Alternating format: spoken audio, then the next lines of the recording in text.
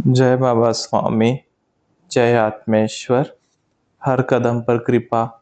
पुस्तक पठन का आज 11वां दिवस है और हम हैं पृष्ठ क्रमांक 101 पर। श्री गिरीश बुरकर जी आगे लिखते हैं, स्वामी जी के साथ नेवासा में पहली मुलाकात। 8 जनवरी 2012 को मुझे अपनी नई कार महिंद्रा एक्सयूवी 500 की डिलीवरी मिली। मैं एक छोटी सी घटना का उल्लेख करना चाहूँगा जिसने मुझे यह कार खरीदने के लिए प्रेरित किया। इससे पहले मेरे पास हुंडई वर्ना गाड़ी थी। मैं सभी समर्पण कार्यक्रमों में जाने के लिए इसी गाड़ी का उपयोग करता था। सेडान होने के कारण अनेक साधक मुझसे एक बड़ी कार खरीदने के लिए कहते रहे। भविष्य में खरीद लूंगा, मैं मुस्कुराता और उन्हें बताता। एक दिन गोवा के बोरी गांव में अपने कुलदेवी नवदुर्गा मंदिर की वार्षिक यात्रा से लौटने के बाद एक दिन गोवा के बोरी गांव में अपने कुलदेवी नवदुर्गा मंदिर की वार्षिक यात्रा से लौटने के बाद मैंने हमारी हाउसिंग सोसाइटी गेट के ठीक बाहर कार खड़ी कर दी। यह कोई असामान्य बात नहीं थी, इसीलिए मैंने बहुत ज़्यादा नहीं सोचा। अगली सुबह चौकीदार ने मेरी कार के बारे में पूछने के लिए दरवाजे की घंटी बजाई। वह मेरी कार के बारे में क्यों पूछ रहा था, मैं आश्चर्यचकित था, क्योंकि यह चोरी हो गई थी। मेरी अंतरात्मा ने जवाब दिया। हमेशा की तरह मेरा अंतर्बोध सही था। मैं पुलिस स्टेशन गया और एक रिपोर्ट दर्ज की और कागजी कार्रवाई को सुलझाने के लिए जो करना जरूरी था वह किया। चूंकि मेरा शरीर जैसे स्वयंचलित अवस्था में था, इसीलिए मेरा मन शांत और स्थिर था। इस घटना ने मुझे बिल्कुल व्यवधान में नहीं डाला। मैं अपने वाहन के खो जाने पर नाराज, परेशान या निराश नहीं था। इसके बजाय मुझे एहसास हुआ कि यह ब्रह्मांड का तरीका था जिससे मुझे बताया गया कि यह नई कार खरीदने का समय था। जब मुझे मेरे नए स्पोर्ट्स यूटिलिटी व्हीकल कार की चाबी दी गई तो मैंने मन ही मन सोचा, अब साधक खुश होंगे कि मैंने एक बड़ा चौपहिया वाहन खरीदा है। जब साहित्य अध्यात्मवाद से मिला। इस वर्ष की शुरुआत में एक और अच्छी बात यह हुई कि गुरु शक्तियों के आशीर्वाद से मुझे अनुष्ठान संदेशों का हिंदी से अंग्रेजी में अनुवाद करने के लिए अधिकृत किया गया। अनुष्ठान 45 दिनों की अवधि है, जिसके दौरान परम पूज्य स्वामी जी एकांतवास में चले जाते हैं और महाशिवरात्रि के दिन उससे बाहर आते हैं। इस दौरान केवल गुरु माही कुटीर में घर का काम करने जाते हैं और उनके लिए खाना रखते हैं। इस अवधि के दौरान मुझे टीम साइम द्वारा लिखित एक पुस्तक फ्लो ऑफ कॉन्शियसनेस के प्रूफ रीडिंग के लिए भी दिया गया था। यह पुस्तक 2006 में दांडी आश्रम में टीम द्वारा लिए गए स्वामी जी के साक्षात्कार पर आधारित थी। यह फरवरी की शुरुआत थी जब मैंने अपने सबसे गहन आध्यात्मिक अनुभवों में से एक का अनुभव किया। जब मैं प्रूफ रीडिंग कर रहा था, मैं 31वें पृष्ठ पर अटक गया। एक प्रश्न का उत्तर अधूरा लग रहा था। जब मैं आंखें बंद करके बैठा था, यह सोच रहा था कि इस मुद्दे को कैसे आगे बढ़ाया जाए, मैंने सहज ही स्वामी जी से मदद की गुहार लगाते हुए प्रार्थना की। अचानक मैंने अपने मस्तिष्क में स्वामी जी की आवाज़ सुनी। मैं इस घटना से बहुत हैरान था, इसीलिए स्वामी जी ने जो कहा था, उसकी तरफ मेरा ध्यान ही नहीं गया। जैसे ही मुझे खोए हुए अवसर का पछतावा होने लगा, मुझे फिर से स्वामी जी की आवाज़ में वही वाक्य और भी स्पष्ट स्वर में सुनाई दिया। लेकिन इस बार जैसे ही वे बोले, मैंने तुरंत ही उस वाक्य का अनुवाद कर दिया। मैं उस प्रश्न और उसके उत्तर को फिर से नीचे प्रस्तुत कर रहा हूँ। इटैलिक में लिखे हुए शब्द ही उस वाक्य का छूटा हुआ हिस्सा था। टीम, और क्या ऐसा भी कोई स्तर आता है जहाँ मंत्र तथा आपके सूक्ष्म शरीर के चित्र के बिना भी ध्यान करना संभव है? स्वामी जी, बच्चे को चलना सिखाने के लिए ये सभी बाबा गाड़ी की तरह शुरुआती कदम है। एक बार जब कोई चलना शुरू कर देता है, तो मेरे सूक्ष्म शरीर के चित्र या मंत्र की कोई आवश्यकता नहीं होगी। मैं नहीं चाहता कि लोग इन माध्यमों को जारी रखें। हालांकि शुरुआत में ये आवश्यक कदम हो सकते हैं। एक बार जब वे एक निश्चित स्तर पर पहुंच जाते हैं, तो मैं चाहता हूं कि साधक आत्म अर्जित ऊर्जा के माध्यम से आध्यात्मिक रूप से विकसित हो, न कि मेरे द्वारा दी गई ऊर्जा के माध्यम से, कि वे भीतर से लगातार बढ़ते रहे, कदम दर कदम, और उस लिफ्ट का उपयोग न करें जो मैं उन्हें ऊपर जाने के लिए प्रदान कर सकता हूँ। जब आप लिफ्ट में ऊपर जाते हैं, क्योंकि आप इतनी ऊंचाइयों के अभ्यस्त नहीं हैं, तो आप निश्चित से नीचे गिरेंगे। लेकिन अगर आप सीढ़ियाँ चढ़ते हैं, तो आपको हर मंजिल पर ऊंचाई की आदत हो जाती है, इसीलिए आपकी प्रगति स्थायी हो जाती है। मेरे दिमाग में गूंज रही वह आवाज़ कुछ ऐसी है जिसे मैं कभी नहीं भूल सकता। ऐसा लग रहा था जैसे स्वामी जी मेरे मस्तिष्क के अंदर बैठकर बातें कर रहे हो। मैंने तुरंत टीम सिम को लिखा और उन्हें धन्यवाद के साथ जवाब दिया, आप वास्तव में धन्य हैं। मुंबई, माँ ध्यान, 7 मार्च। चूंकि मैं स्वागत समिति का स्वयंसेवक था, मैं दूसरों से पहले ही कार्यक्रम स्थल पर पहुंच गया था। स्वामी जी के आने से पहले माहौल एकदम सामान्य था, लेकिन उनके आते ही तापमान में भारी गिरावट आई और 2 घंटे से अधिक समय तक मुझे गुलाब की सुगंध के झोंके आते रहे। मेरी सांसें नाटकीय रूप से धीमी हो गई थी और हर सांस के साथ चेतना की तरंगे मेरे शरीर में प्रवेश कर रही थी। मैं इस आध्यात्मिक अनुभव का आनंद लेने में इतना तल्लीन हो गया था कि मैं पूर्णतः विचारहीनता की स्थिति तक पहुंच गया था। मुझे बेहद हल्कापन, लगभग भार विहीन सा महसूस होने लगा। हमारी संपादकीय मंडल की बैठक के दौरान महाअवतार बाबा जी का अनुभव। हम महाअवतार बाबा जी पर, जो कि पत्रिका के जुलाई, अगस्त, सितंबर अंक के संत थे, उन पर आधारित एक लेख को अंतिम रूप देने के उद्देश्य से संपादकीय बोर्ड की बैठक के लिए मुंबई में जयेश पंडित के घर पर मिले। इसके लिए हमें 2 लेख प्राप्त हुए थे, एक डॉक्टर अमृता देवकर द्वारा और दूसरा मेरे द्वारा संकलित। हम बैठक में लगभग 8 सदस्य उपस्थित थे और इस बात पर चर्चा कर रहे थे कि कौन सा लेख लिया जाए। जब हम इस पर चर्चा कर रहे थे, बंगाल की एक साधिका जयेश भाई से मिलने आई और जब उन्होंने हमारी चर्चा सुनी, तो उन्होंने कुंभ मेले के दौरान अपना एक अनुभव साझा किया। तत्पश्चात चर्चा शुरू हुई और जैसे ही चर्चा शुरू हुई, कमरे में अचानक ठंडक महसूस होने लगी। ऐसा लगा जैसे एक दिव्य शक्ति ने कमरे में प्रवेश किया और इसे ठंडा किया। ठंडक के साथ गुलाब की तीव्र सुगंध भी कमरे में आई और सबसे अच्छी बात यह थी कि सभी उपस्थित लोगों ने इसका अनुभव किया और सब नतमस्तक हो गए और सबने हाथ जोड़कर ईश्वरीय उपस्थिति द्वारा मिले इस आशीर्वाद के लिए धन्यवाद दिया। फिर मुझे दोनों लेखों के सर्वोत्तम भागों को मिलाकर लेख को अंतिम रूप देने के लिए कहा गया और फिर उसे प्रस्तुत करने के लिए आगामी बैठक में इसे पूरे संपादकीय बोर्ड के सामने प्रस्तुत किया गया। हिमालय के समर्पण योग की समीक्षा। मुझे परम पूज्य गुरुमा ने 2011 के अंत में स्वामी जी की आत्मकथा के तीसरे और चौथे खंड के अनुवाद की समीक्षा करने के लिए कहा था। हालांकि मैं अनुवादक से मुझे समीक्षा के लिए अनुवाद भेजने के लिए बार-बार कहता रहा, लेकिन किसी न किसी कारणवश यह हो ही नहीं पा रहा था। मुझे केवल एक ही उत्तर मिलता रहा, यह पहले ही 2 लोगों द्वारा जांचा जा चुका है, तो फिर से क्यों किया जाए? तीसरा खंड अन्य भाषाओं में पहले ही प्रकाशित किया जा चुका था, केवल अंग्रेजी संस्करण का प्रकाशन ही बाकी था। अंततः जून 2012 में मुझे समीक्षा के लिए वास्तविक अनुवादित फाइल मिली। यही वह समय था जब मैंने सुबह 3 बजे उठना शुरू किया, ताकि मैं इस दिव्य पवित्र ग्रंथ के अनुवाद की समीक्षा कर सकूं। मैंने अपने जागने के समय से 1.5 घंटा पहले उठना शुरू कर दिया, क्योंकि जागने के बाद ध्यान के लिए बैठना तो निश्चित ही था।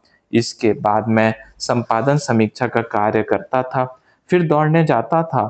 मैं सुबह 4 घंटे मौन में बिताने लगा। पुनर्निरीक्षण का कार्य आध्यात्मिक रूप से शुद्धिकरण और उत्थान करने वाला था।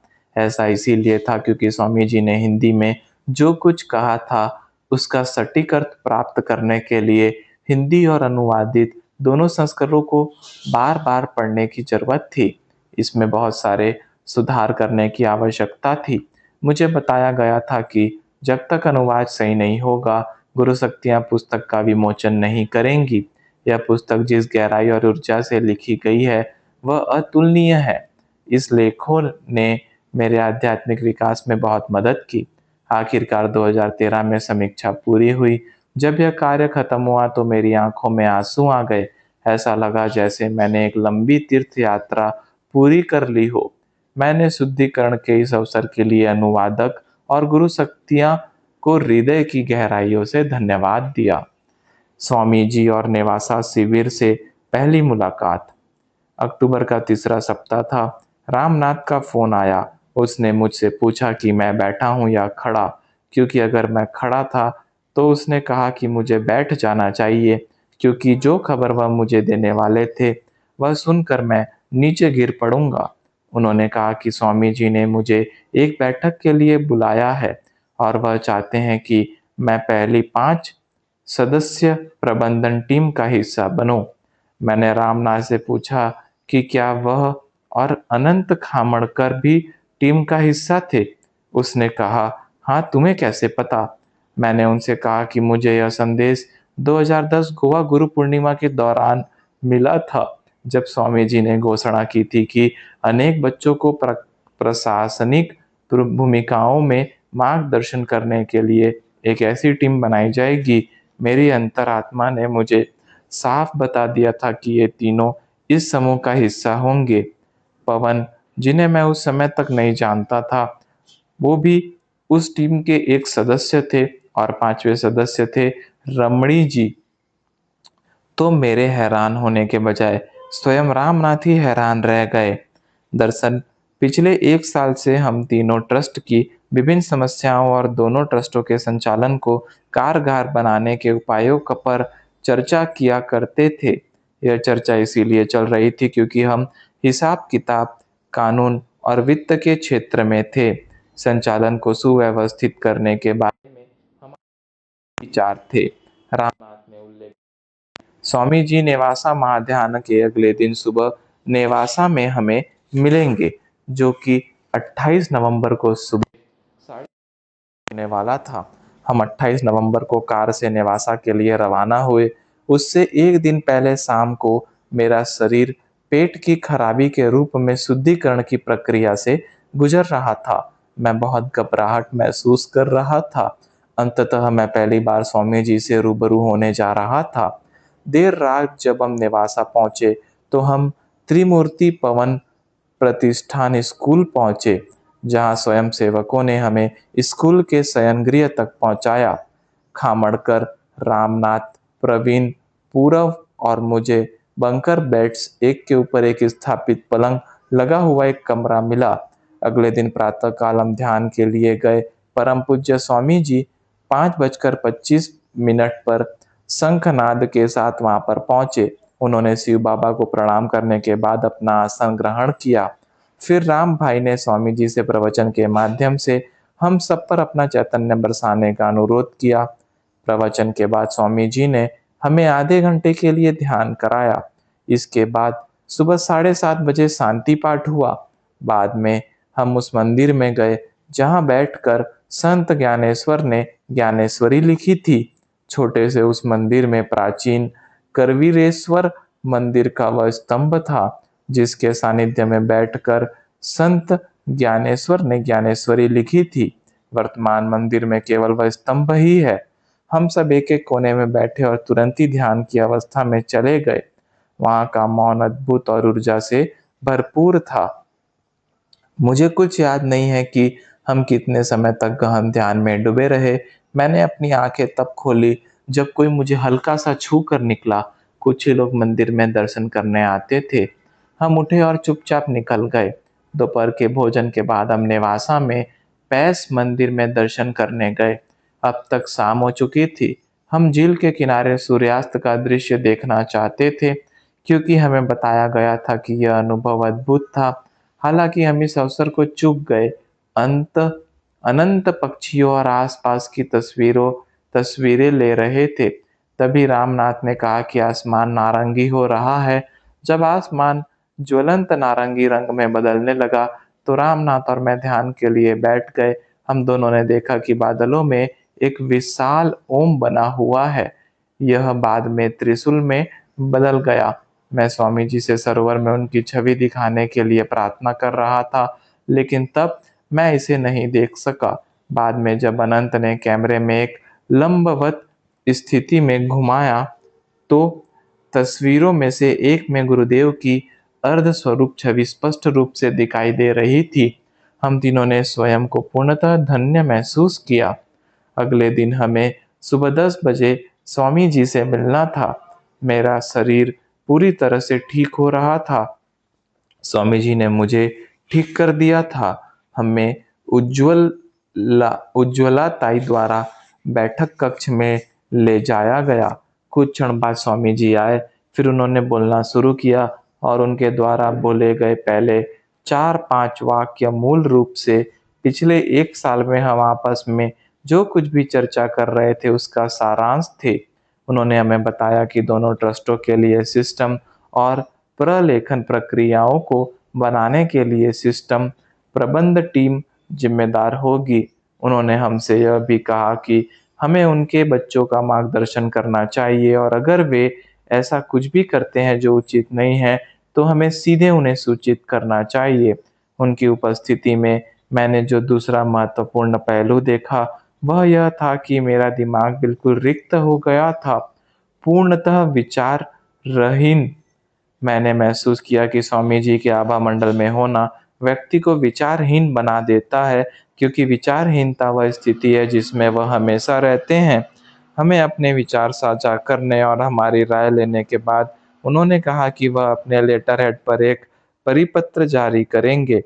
उन्होंने रामनाथ से कहा कि वह हमारी टीम की भूमिकाओं और जिम्मेदारियों को समझाते हुए एक पत्र का मसौदा तैयार करे और स्वामी जी अपने लेटर हेड पर उसे जारी करेंगे। इस प्रकार समर्पण और स्वामी जी की सेवा में एक और यादगार यात्रा सार्थक शुरू हुई। सेगांव की गुरु कार्य संबंधित यात्रा। यह एकदम नया साल था। 2013 साल के पहले महीने में ही मैंने एक नई राह पर चलते हुए साल की शुरुआत करने का फैसला किया। एक व्यवसाय प्रतिष्ठान में 6 साल काम करने के बाद मैंने अपनी नौकरी छोड़ दी। मुझे अपने सीए के व्यवसाय के लिए और अधिक समय की ज़रूरत थी। साथ ही समर्पण परिवार के प्रति मेरी भूमिका और ज़िम्मेदारियाँ भी दिन-प्रतिदिन बढ़ती जा रही थी। हिमालय का समर्पण योग भाग 3 ग्रंथ की समीक्षा पर काम करने के लिए समय देना अत्यधिक महत्वपूर्ण था। भाग 4 का भी अंग्रेजी में विमोचन होने वाला था। इस रचनात्मक कार्य के अलावा संचालन कार्य पर भी बहुत कुछ किया जा रहा था। पुराने सिस्टम को बदलकर नई व्यवस्था लागू की जा रही थी। मुझे समर्पण ट्रस्टों में से एक के लेखा परीक्षक ऑडिटर के रूप में भी नियुक्त किया गया था। इसके साथ-साथ कंप्यूटर कृत लेखा पुस्तकों को साफ करने और युक्ति संगत बनाने की बड़ी जिम्मेदारी भी मुझ पर थी। गुरु कृपा से और मेरे कार्यकाल की एक समर्पित टीम के साथ मैंने इन सभी कार्यों को सुगमता से पूरा कर सका। इस तरह से साल की शुरुआत धमाकेदार रही। सेगांव की एक यात्रा श्री गजानन महाराज की समाधि फरवरी 22 से 24। 2 फरवरी को स्वामी जी ने हमसे शीघ्र ही सेगांव जाने का अनुरोध किया। हमें गजानन महाराज ट्रस्ट के प्रशासनिक कामकाज के बारे में पूछताछ करनी थी। आश्चर्यजनक रूप से अगले दिन दोपहर का भोजन करते समय मेरी पत्नी की मौसी ने बताया कि वह सेगांव की यात्रा का किराया देने के लिए गजानन महाराज मठ जा रही थी। मेरा दिमाग की बत्ती जल उठी।